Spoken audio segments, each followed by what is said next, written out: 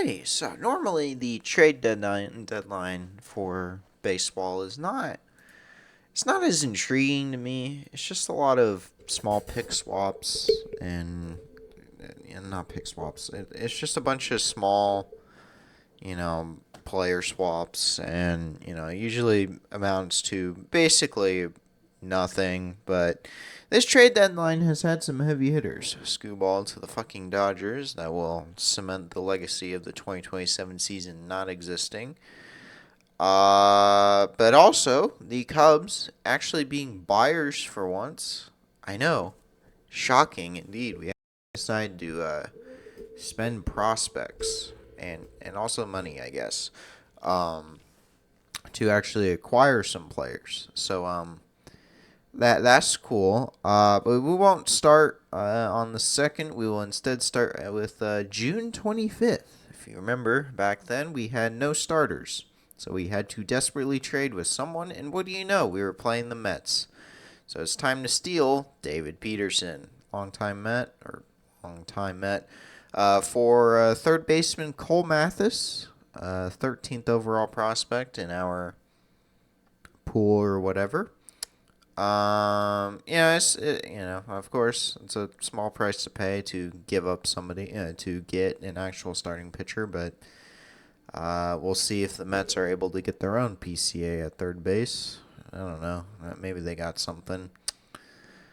Not much to say other than Peterson's done pretty decent, so there isn't really, there really isn't too much out there outside of this. So I'm just glad he's actually performing and not shitting himself like certain other deadline day acquisitions.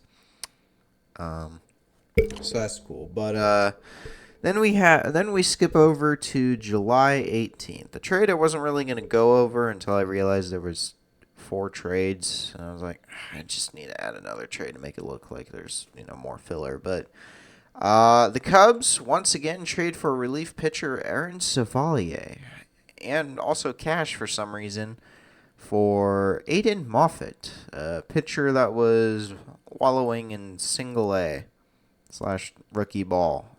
I don't really know what he was doing. I don't think anyone really knows who he is, other than he could be something. I don't know. Was it the one? No, that was the Marlins trade. Um, Savalier is sort of long relief, but honestly, I don't really care. He's an arm that hadn't got injured, so that's always good.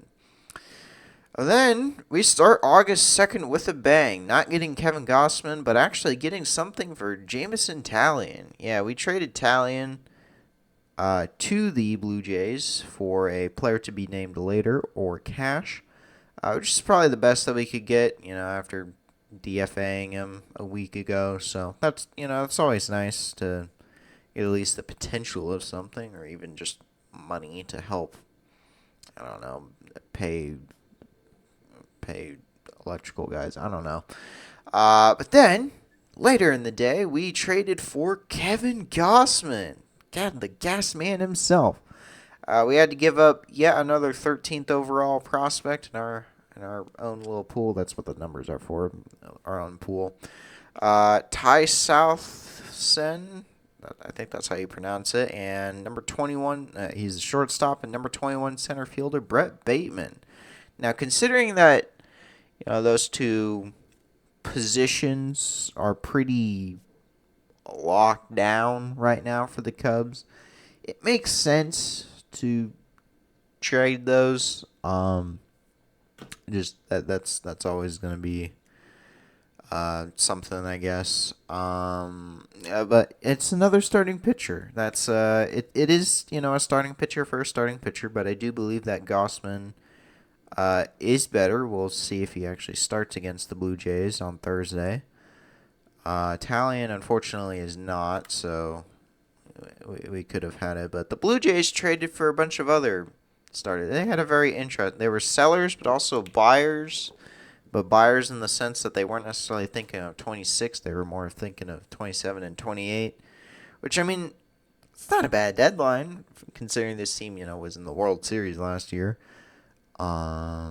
Just falling off this year. They're just looking towards the future. I applaud them for figuring out what the hell to do. It's certainly better than other trade deadlines.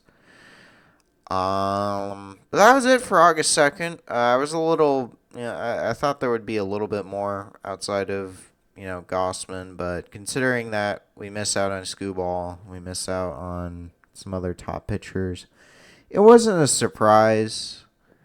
They didn't really do much, but August 3rd, that would be the real deal when we actually decide to do things. Trade deadline is at 5 p.m. 5 p.m. Central, so they gotta get up, go to work early, I guess. And the first move is getting a closer.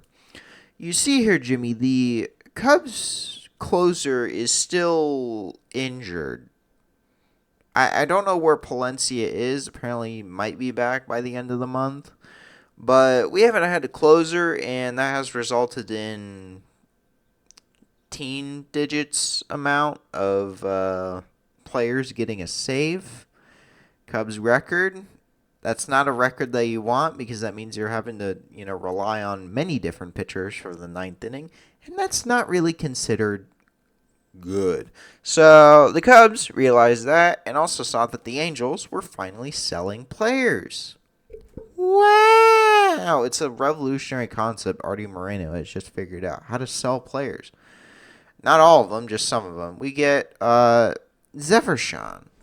Now, Zephyrshawn is a name that will take a bit for me to have that sink in.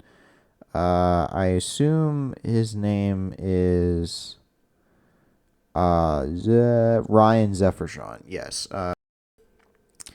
It was a bit surprising that they would actually trade for a relief pitcher, but considering that he was the Angels' closer and he wasn't actively shitting himself, I think it did okay. The return that we have to give up for him is Mason McGuire, which number 18 prospect. He's a pitcher. He's the son of that McGuire, so you weren't going crazy. But then Moises Ballesteros is gone for not a starting pitcher but a closer with, I think he has some team control. Just okay. The thing is that Ballesteros started out the season real hot. It was the reason why we were able to actually win games in the beginning. But then, just like the team, he fell off massively. And in AAA, he has done no better. And considering we have two catchers and he's not really that much help defensively elsewhere, there are about 3 different players currently on the Cubs roster outside of Ballesteros that are currently filling the DH spot and are doing actually pretty well. Pedro Ramirez was, a full DH before he actually became a third baseman, and oh my god, he's actually okay. Wow! So that's, amazing. Give Bregman some time off from from out there. I don't really know what number he was. I think he was number 1 or number 2. I assume number 1 considering the later trade. The thing is, though, is that the Cubs farm system is just not... It's produced things, but it's not as good as you want, considering it's like Kelvin Alcantara is just okay. Pedro Ramirez is decent. There isn't really a whole lot, so you gotta just gotta, ass going. So it does suck to lose Moises Ballesteros. I do think he will do better with the Angels, and if he were here again, we have Kelly and Amaya taking up the catcher spot. So I don't know. Maybe Ballesteros is able to do something with the Angels. I'm just glad the Angels are finally selling stuff, getting actual prospects. It will be sad that we don't have the McGuire son anymore, but whatever. The Angels can have him, I guess. But the Cubs are not done yet, though, because they trade for yet another starting pitcher. I mean, technically, we did traded away as starting pitchers, so this is just making up the numbers, I guess. So now we have +2 on the starting pitchers. Braxton Garrett. And Braxton Garrett, which I assume is his first name. We're just gonna check real quick because obviously you can't be too safe with these. Braxton Garrett.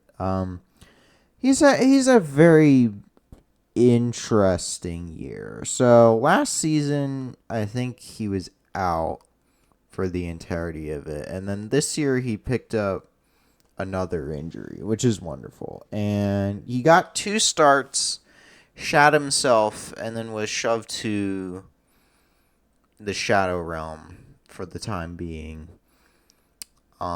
Which, I don't. It's not necessarily the greatest, but he has the potential to actually do something. His last season that he did it did do something. It might have been 25, might have been 24. I'm not entirely sure about my injury claim. He played pretty well for the Marlins. It's not the other Marlins starter, which if they sold him, I'm pretty sure Miami would have burnt the Marlins to the ground because they're actually having a good season for once, 1.5 out of the wild card. So giving up 2 prospects is probably a bit much for a guy that was starting in AAA, but he'll probably be in AAA for now until an injury is probably the first one to come up. But we trade away Jonathan Long, our 10th overall prospect at first base, which it's a little hard to get there when you still have Bush, but I don't know how long Bush has, so we'll see. And then 6'9" Jace Beck, number 28 overall pitcher on our farm system. I don't know about that. He seems to actually have potential because he long arms, long legs, is able to fucking throw the ball 5 feet in front, forward than everyone else.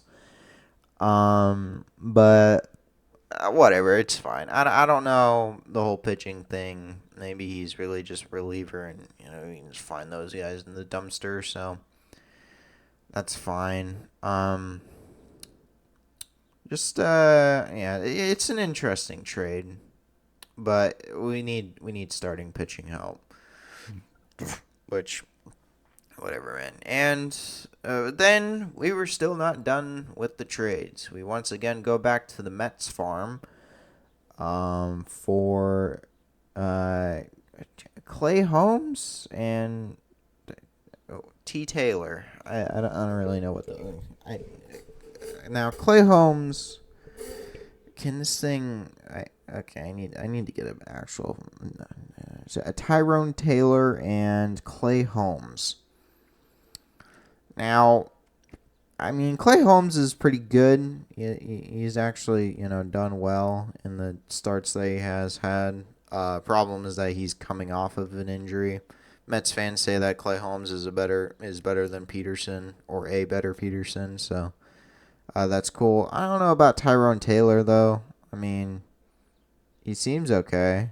He's just not getting a whole lot of starts. I guess I don't know. I don't really know what's up with him, but I guess that our first non-pitcher. So that's cool. I guess.